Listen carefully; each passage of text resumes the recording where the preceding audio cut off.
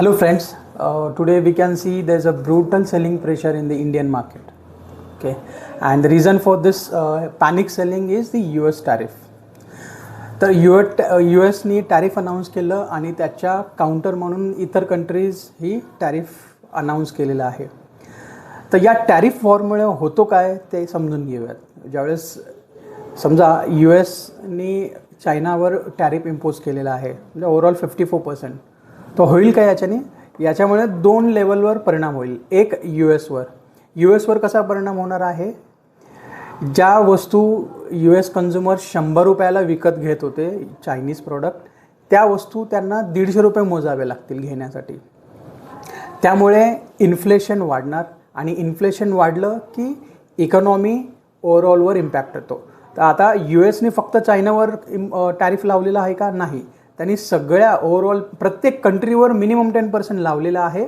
आणि more or लेस ज्या maximum imports येत आहेत China, Canada, Europe, Mexico and Cambodia, तर अशा मेजर ज्या आहेत त्या 70% सगळ्या कंट्रीजवर त्यांनी more or less 30 to 40% import लावलेला आहे. त्यामुळे ओव्हरऑल इन्फ्लेशन वाढेल US आणि US इकॉनॉमी स्लो डाऊन होणार.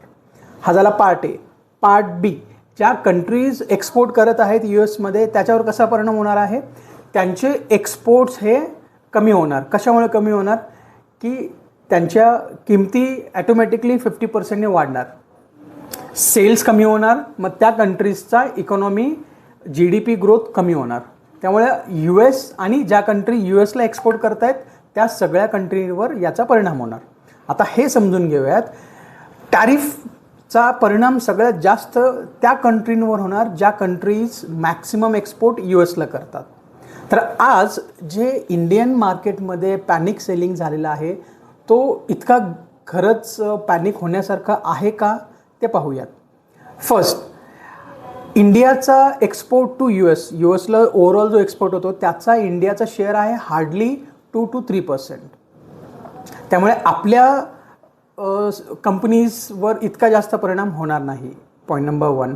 सेकंड पॉईंट आहे की इंडियाचा ओव्हरऑल एक्सपोर्ट जो आहे त्याचा कॉन्ट्रीब्युशन GDPमध्ये केवळ 20% आहे. आज पण अराउंड 80% इंडियाचा GDP ही डोमेस्टिक कन्झम्पशनमुळे होतो आहे. त्यामुळे या टॅरिफ वॉरमुळे इतका म्हणावा तसा परिणाम इमिडिएटली होणार नाही ज्या गतीने मार्केटमध्ये सेलिंग दिसतो आहे.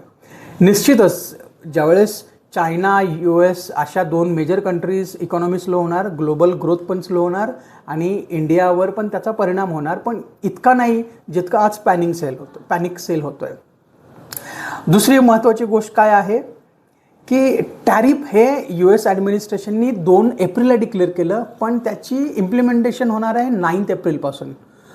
मग तिथे इम्प्लिमेंटेशनमध्ये गॅप आहे. तो गॅप का ठेवलेला आहे, तो जाणीवपूर्वक ठेवलेला आहे की ज्या कंट्रीजवर टॅरिफ अनाऊन्स केले त्या कंट्रीज यायला पाहिजे, US सोबत डिस्कशन करणार, नेगोसिएशन होणार आणि त्यातून काही वाट निघणार.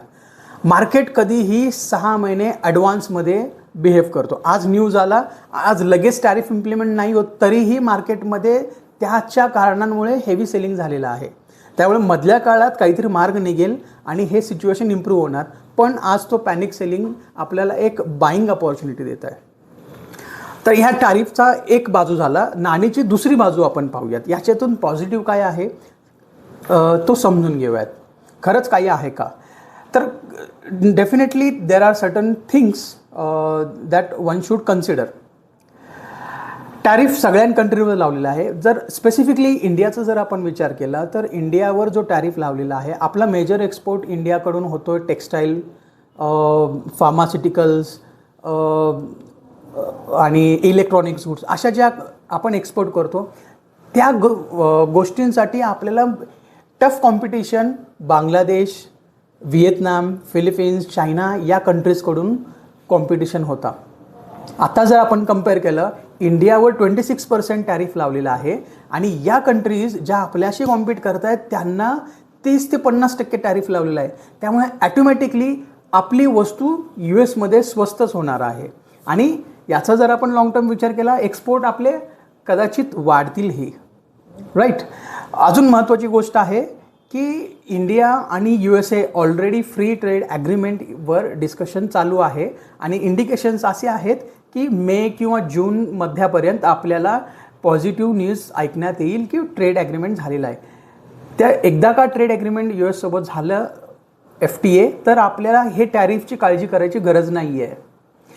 थर्ड अँड इम्पॉर्टंट, ह्या ज्या ग्लोबल रिसेशनचा न्यूज आलेला आहे त्यामुळे क्रूड ऑइलचे प्राइसेस खाली आलेले आहेत, USचे बॉन्ड यील्ड्स खाली आलेले आहेत, इतर जे ॲसेट क्लासेस आहेत गोल्ड सिल्वर त्यातही पॅनिक सेलिंग चालू झालेलं आहे. आणि या सगळ्या गोष्टी ज्यावेळेस एकत्र घडतात आपण इतिहासात पाहिलेलं आहे. याच्या आधी ज्या वेळेस अशा न्यूज घडलेल्या आहेत त्या वेळेस मार्केटसाठी हा खूप पॉझिटिव्ह न्यूज असतो आणि मार्केट निश्चितच या गोष्टींचा येत्या काळात ॲप्रिशिएट करणार आहे आणि पॉझिटिव्ह रिझल्ट दिसणार आहेत. नेक्स्ट महत्त्वाचा मुद्दा आहे की ग्लोबलमध्ये पॅनिक सेलिंग आत्ता चालू झालेलं आहे, पण आपला मार्केट जर तुम्ही पाहिला तर सप्टेंबरपासून ऑलरेडी करेक्शन मोडमध्ये आहे आणि जवळपास इंडेक्स 15% ऑलरेडी करेक्ट झालेला होता आणि आज जो 5% करेक्ट झालेला आहे तो यामुळे आपला ओव्हरसोल्ड झोनमध्ये गेलेला आहे मार्केट. आणि आपण डिस्कस केलेलं आहे की ओव्हरऑल एक्सपोर्ट आपला फार कमी असल्यामुळे इतका पॅनिक होण्यासारखं नाही आहे. पण ज्यावेळेस ग्लोबल ग्रोथ खाली येतो त्यावेळेस निश्चितच आपली ही GDP थोडासा इम्पॅक्ट होणार, पण ग्रॅज्युअली तो रिकवरही होणार आहेत. आणि इतर ज्या जिओपॉलिटिकल लेवलवर गोष्टी घडत आहेत, युरोप, ऑस्ट्रेलिया, UK या सगळ्यांकडनं आपल्या सोबत डिस्कशन चालू आहेत, FTA साईन होणार आहे, त्यांचे इन्व्हेस्टमेंट येणार आहेत, बऱ्याच गोष्टी घडतील. आणि अजून एक महत्त्वाचा मुद्दा आहे काय, FIs जे इतके दिवस भारताबाहेर होते त्यांना व्यवस्थित प्राईस एंट्री मिळत नव्हता, तर या करेक्शनमुळे त्यांना एंट्री प्राईस मिळेल आणि त्यांचा फ्लो पण वाढेल.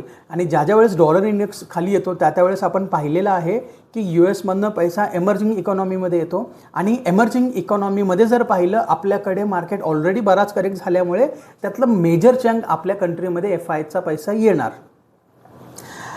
नेक्स्ट इम्पॉर्टंट थिंग इज की आपल्याकडे ऑलरेडी RBIने 25 पैसे कमी केलेले आहेत रेपो रेट आणि 9 तारखेला RBIची अगेन मीटिंग आहे, तर त्यात एक्सपेक्टेशन आहे की रेपो रेट कमीत कमी 25 ते 50 पैशापर्यंत अनाऊन्स होईल रेपो कट. ज्यावेळेस लिक्विडिटी इंटरेस्ट रेट कमी झालेला असेल, लिक्विडिटी इम्प्रूव्ह झालेला असेल, क्रूड ऑइलचे प्राइसेस कमी झालेले असेल, या सगळ्या गोष्टी आपल्या इंडस्ट्रीजसाठी खूप पॉझिटिव्ह न्यूज आहेत आणि याचा आपल्याला येत्या काही काळात आपल्याला इम्पॅक्ट नक्कीच दिसणार आहेत. क्वार्टरली अर्निंग्स पण चांगले येतील. गव्हर्नमेंटचे स्पेंडिंग जे मागच्या वर्षी इलेक्शनमुळे थांबलेले होते त्याही आज सुरू झालेले आहेत. गव्हर्नमेंट स्पेंडिंग वाढलेलं आहे, कॉस्ट ऑफ बॉरोइंग कमी झालेलं आहे, त्यामुळे कॉर्पोरेट अर्निंग्स ही कदाचित चांगले येतील. पण आज जो पॅनिक सेल होत आहे मार्केटमध्ये तो ओव्हरसोल्ड झोनमध्ये आहे आणि निश्चितच आपण त्याचा फायदा घ्यावा. असा पॅनिक सेल याच्या आधी कोविडमध्ये आलेला होता, टेपर टँट्रम 2013मध्ये, 2016मध्ये, अशा वेगवेगळ्या कारणास्तव आपण मागे पाहिलेलं आहे. मार्केट ओव्हरसोल्ड होतो आणि ज्यावेळेस पॅनिक सेल होतो त्यानंतरनं मार्केट निश्चितच रिकवर होतो. तर आपण मीडियम टर्मच्या हिशोबाने जर पाहत असाल तर हा बाईंग सिच्युएशन खूप चांगला आहे. तुम्ही जर पाहत असाल कोविडमध्येही असा पॅनिक आला होता सेलिंग, पण तो प्राईस तुम्हाला कधीही मिळालेला नाही आहे तो प्राईस. त्यामुळे आजही जो प्राईस मिळत आहे कदाचित तुम्हाला एंट्री पॉईंट इतका चांगला सुरेख मिळणार नाही. त्यामुळे आहे तो प्राईस, तुमच्याकडे एक्सेस फंड असतील तर एनकॅश करा, ही माझी कळकळीची विनंती आहे. आणि या विषयावर आपण सविस्तर आज संध्याकाळी 5:30 वाजता आम्ही एक झूम कॉल ऑर्गनाईज केलेला आहे. तर तुमच्या काही शंका असतील, तुमचे क्वेश्चन्स असतील, कन्सर्न असतील तर आम्हाला निश्चित पाठवा आणि या सगळ्या गोष्टी आपण संध्याकाळी झूम कॉलवर डिस्कस करू. थँक्यू. किती मिनिट झाला?